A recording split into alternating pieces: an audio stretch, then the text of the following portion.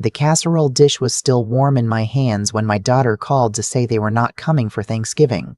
I stood in my kitchen, the smell of sweet potato filling the whole house, and I listened to her voice, too smooth, too rehearsed, telling me that her husband had a work emergency, that they were so sorry, that they would make it up to me.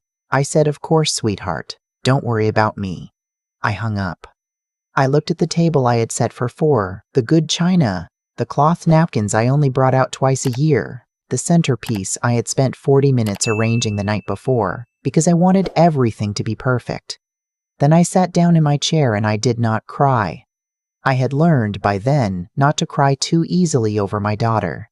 Her name is Vanessa. She is 34 years old.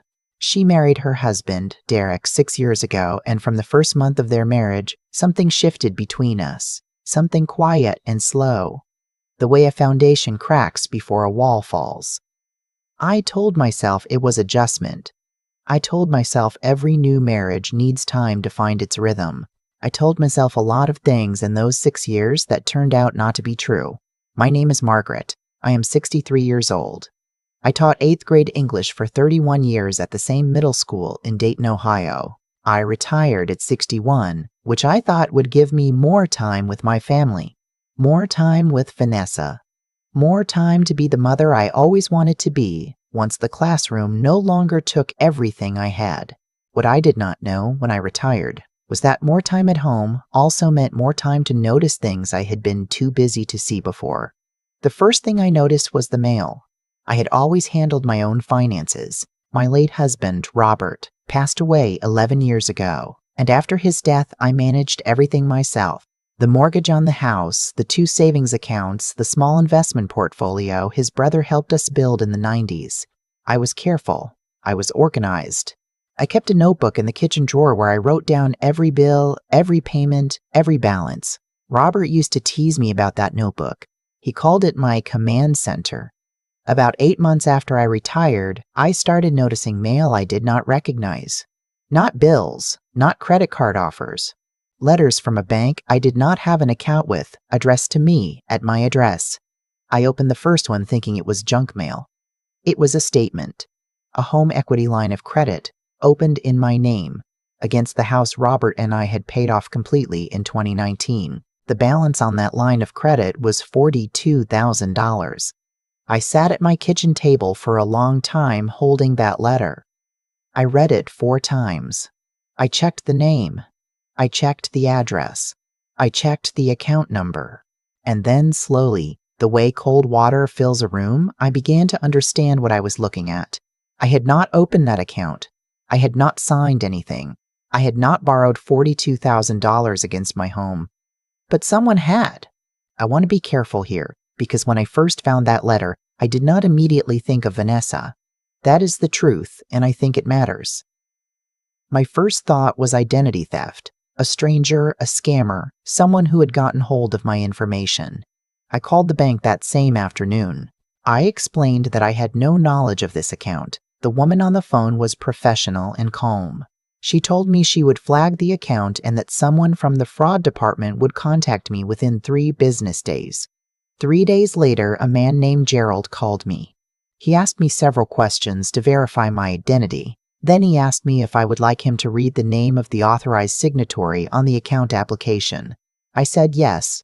He read me the name of the co-applicant, the person who had submitted the application alongside the forged version of my signature. It was Derek. I did not say anything for several seconds. Gerald waited. Outside my kitchen window, the neighbor's dog was barking at something in the yard. The refrigerator hummed. Everything was completely ordinary and my whole world was rearranging itself. "Ma'am?" Gerald said. "Are you still there?" "Yes," I said. "I'm here. I need to tell you something about Derek, because I think you need to understand who he is before you understand what he did. Derek is charming. That is the first thing everyone says about him. He is tall and well-dressed, and he has a way of making you feel, when he looks at you, that you are the most interesting person in the room. At family dinners, he tells long stories that make everyone laugh. He remembers small details, your favorite restaurant, the name of your childhood dog, the year you graduated. He uses those details strategically, and it took me years to see the strategy underneath the warmth. What I also know now, that I did not know then, is that Derek had lost his job 14 months before I found that letter. Vanessa never told me. Every Sunday when she called, she talked about his work, his projects, his business trips. All of it was invented. He had been unemployed for over a year, and they had been slowly burning through their savings, and at some point, I do not know exactly when, he decided that my house was the solution to his problem. After I spoke to Gerald, I did not call Vanessa right away. I know that seems strange, but I had been a teacher for 31 years, and one thing teaching 8th graders gives you is the ability to gather information before you act. I wanted to know everything before I said a word to anyone. I called my attorney, a woman named Patricia who had handled Robert's estate and whom I trusted completely. I told her everything. She told me not to contact Derek or Vanessa yet. She told me to request all documents related to the account from the bank, to get a copy of the forged signature, to document everything in writing. She told me that what had been done was not a gray area. It was fraud. It was forgery. And it was a felony. Margaret, she said, before we hung up, I know this is your daughter.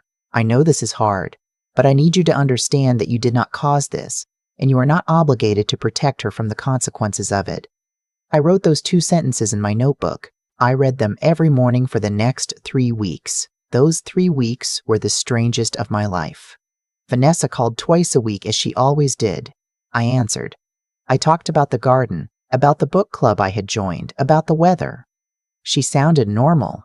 She sounded like my daughter. And somewhere in the back of every conversation, I was thinking about the $42,000 and the forged signature and Gerald from the fraud department and what Patricia had told me about felonies. Derek had put my house, the house Robert and I bought when Vanessa was 2 years old, the house where she grew up, where we celebrated Christmases and graduations, and the afternoon Robert came home from his last oncology appointment, and we sat on the back porch and held hands and watched the sun set over the neighbor's fence. Derek had taken that house and borrowed against it without my knowledge to cover debts I did not know existed. 6 weeks after I found the letter, Patricia told me the documentation was complete. The bank's fraud department had conducted their own investigation. The signature on the application was definitively not mine. There were records of Derek having made all communications with the bank, and records showing the funds had been transferred to an account in his name. Patricia had already spoken to the district attorney's office. She told me that before any formal charges were filed, I had the right to confront Vanessa and Derek myself, if I chose to. I chose to. I called Vanessa on a Tuesday afternoon in March. I asked her and Derek to come to the house on Saturday. I told her I needed to talk to them about something important. She asked me if everything was okay. I said I just needed to see them. She said, of course, Saturday at noon, they would bring lunch. I barely slept those 4 nights. I lay in bed and I thought about Vanessa at age 5, standing at the back door in her rain boots, insisting on going out to look for earthworms after a storm.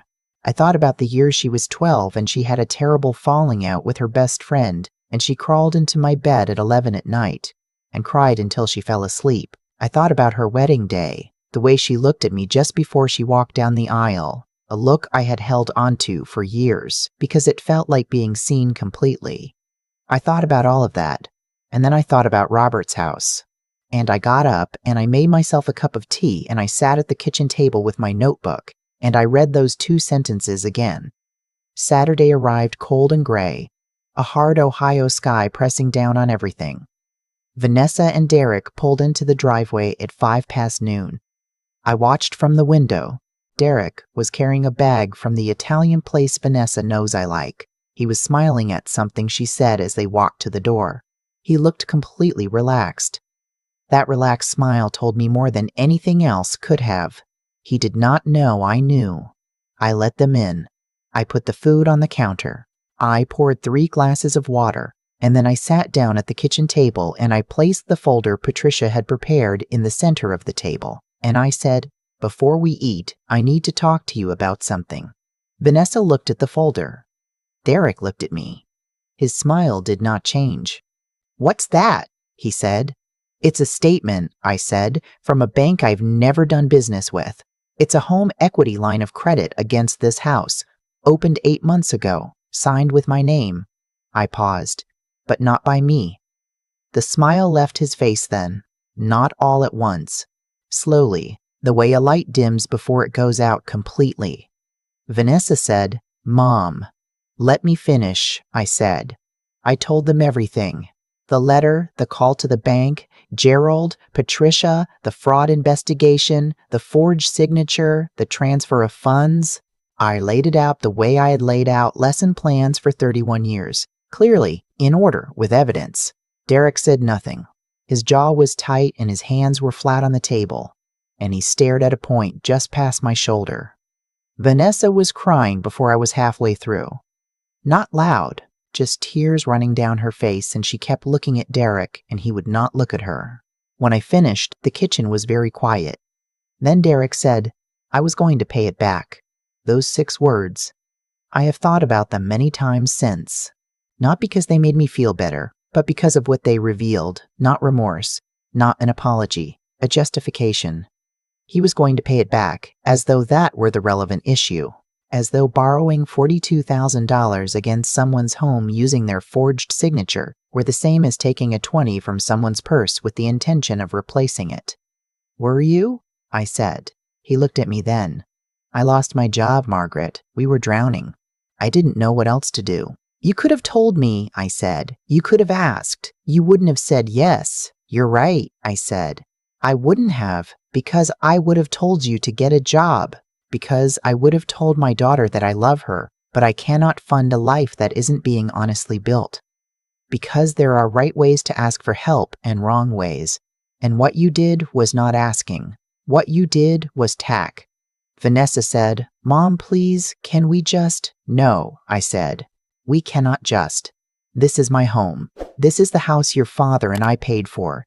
He is gone, and I live here alone, and your husband borrowed against it, using my name without telling me. And I want you to understand that I know exactly what that means. I want you to look me in the eye and tell me you didn't know." She could not look me in the eye. That was my answer. I had hoped, and I recognized this was perhaps naive, that she had not known, that Derek had acted alone, that she was as blindsided as I had been. But in that moment, watching her look at her hands, I understood that she had known. Maybe not everything, maybe not every detail, but she had known there was money coming from somewhere, and she had chosen not to ask where, because not asking was more comfortable than knowing. Derek stood up. He said they needed to leave. He said this was not how they should have this conversation and that their lawyer would be in touch. Their lawyer.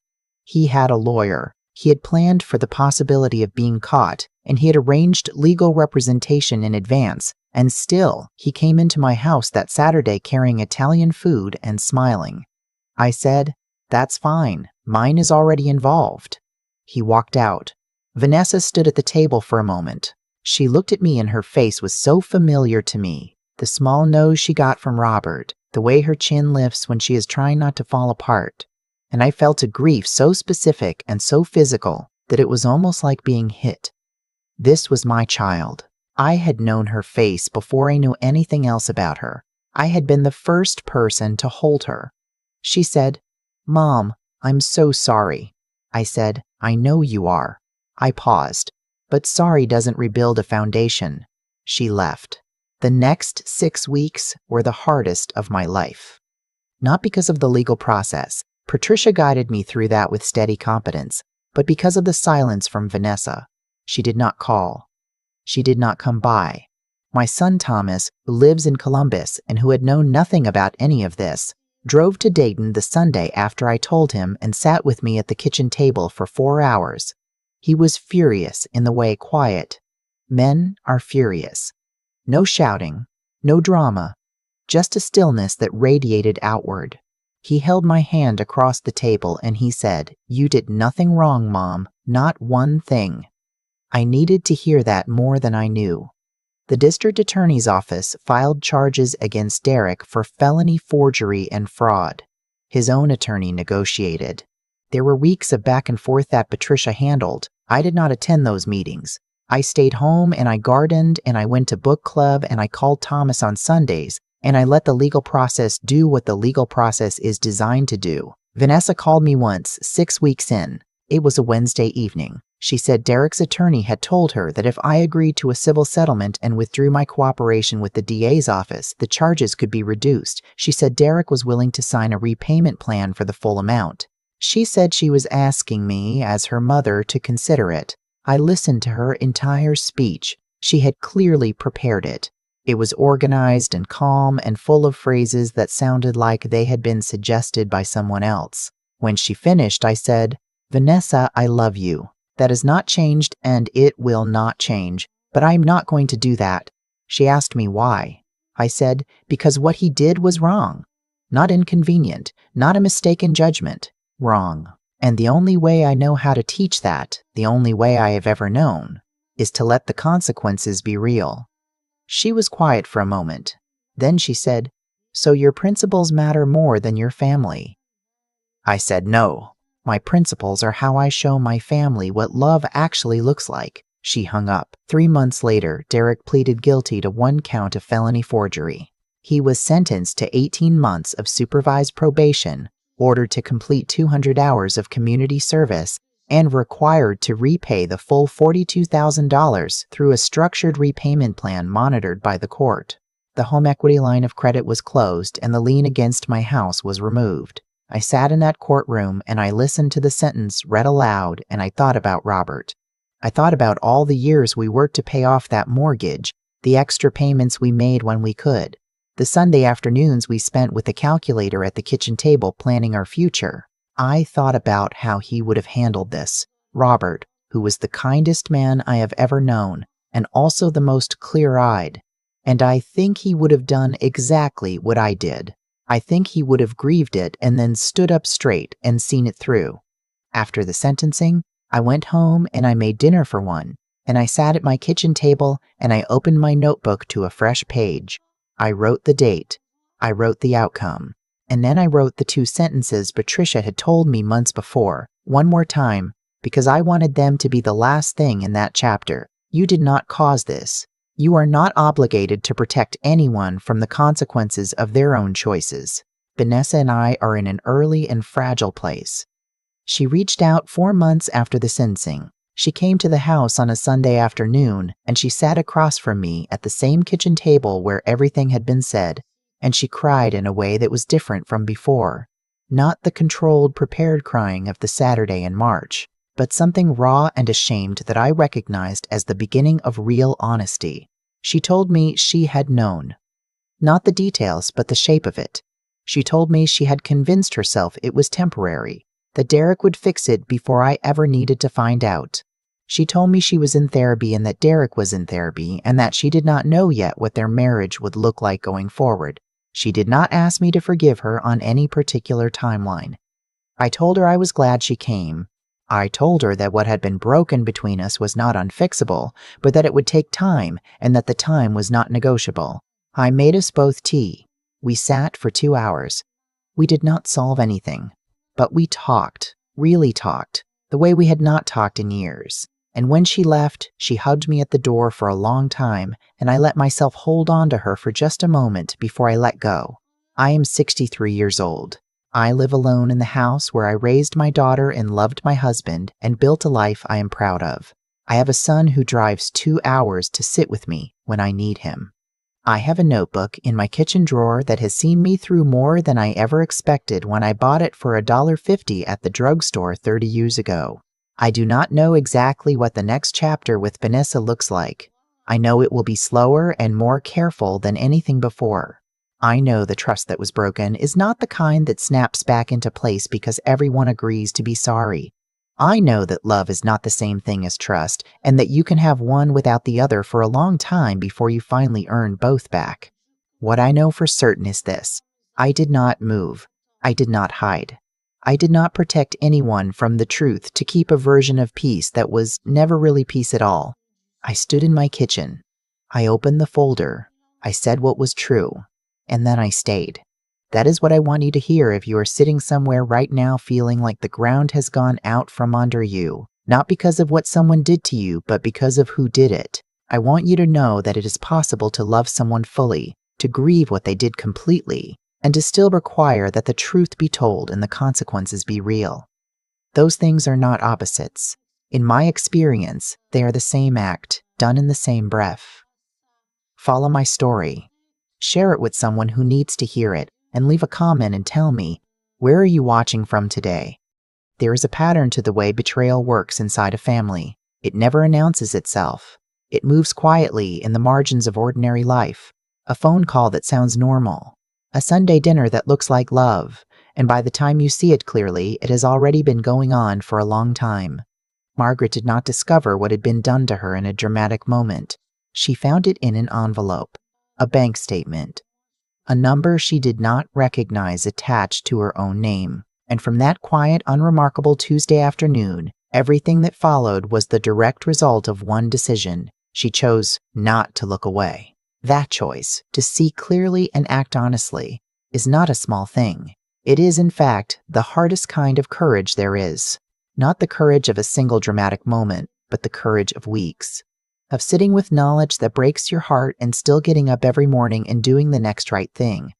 Of loving your daughter and still requiring that the truth be told. Of grieving what you thought your family was while still protecting what it could become. What Derek did had a logic to it. He needed money. He saw a resource. He calculated that the risk of discovery was low and the cost of asking honestly was too high. That calculation was not random. It was the product of years of small choices, each one teaching him that appearance mattered more than integrity, that being caught was the only real wrong. People do not commit forgery on a Tuesday because they woke up that morning as a different person. They commit it because a long chain of smaller dishonesties made it feel possible. And Vanessa's silence had its own logic too. She loved her husband. She was afraid. She told herself it was temporary, that it would resolve itself, that she could hold two incompatible things, her mother's trust and her husband's secret, without either one breaking. That is what we do when we are not yet brave enough to choose. We wait and we hope the choice will be made for us. But choices do not disappear because we ignore them. They accumulate. And eventually the weight of everything we chose not to face becomes the very thing we chose not to face becomes the very thing that brings the structure down.